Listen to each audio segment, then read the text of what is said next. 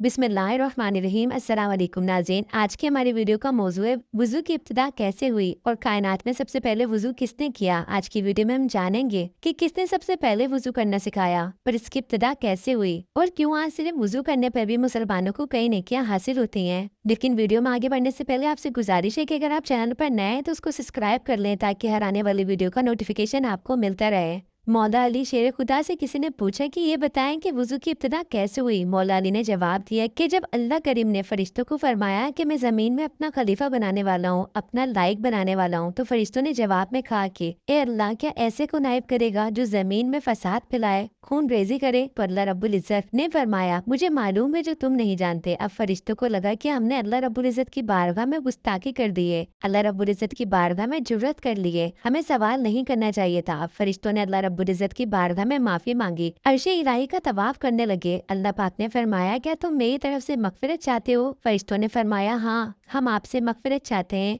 माफी चाहते हैं। अल्लाह रब्बुल इज़्ज़त ने फरमाया कि मेरे अर्श के नीचे नहर है जिसका नाम नहरे हैवान है, वहाँ चले जाओ। फरिश्ते वहाँ पहुँच गए। पहले कहा गया कि हाथ धो, फरिश्तों ने हाथ धोए। इरशाद हुआ 3 बार कुल्ली करो, 3 बार कुल्ली की। फिर इरशाद हुआ कि 3 बार नाक में पानी डालो, फरिश्तों ने 3 बार नाक में पानी डाला। चेहरा धोने का हुक्म दिया गया, फिर हाथ खोनों समेत धोने का हुक्म दिया गया। इसी तरह फिर सर का मसा करने का हुक्म दिया गया, पैर धोने का हुक्म दिया गया। फरिश्ते ये सब काम करते रहे। फिर अल्लाह रब्बुल इज़्ज़त ने फरमाया, अब कहो सुब्हानकल्लाहुम्मा व बिहम्दिका व अशहदु अन ला इलाहा इल्ला अंता अस्तगफिरुका व अतूबु इलैक। फरिश्तों ने ऐसा ही कर लिया। अब अल्लाह ताला ने फरमाया कि ये फरिश्तों, जो भी साहिब ईमान ये करेगा जो तुमने किया है, मैं उसे अपनी मगफिरत और रजा से नवाज दूंगा। फरिश्तों ने फरमाया कि अल्लाह, ये मेहरबानी सिर्फ हमारे लिए है। अल्लाह रब्बुल इज़्ज़त ने फरमाया, नहीं, सिर्फ तुम्हारे लिए नहीं है, बल्कि जिसे मैं अपना खलीफा बनाऊंगा, हजरत आदम अलैहिस्सलाम, इसकी औलाद के लिए भी